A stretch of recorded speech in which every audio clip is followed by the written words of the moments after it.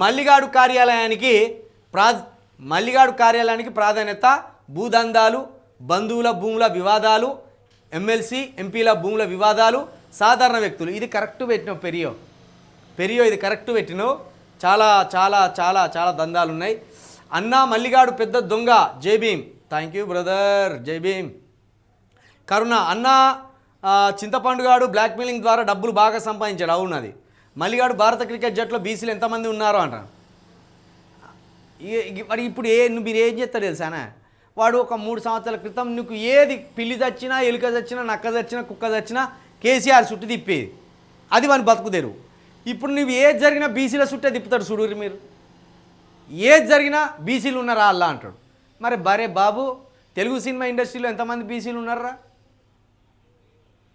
అది చెప్పురా బాబు. ఎంతమంది బిజినెస్ మ్యాగ్నెట్లు ఉన్నారు? లేరు.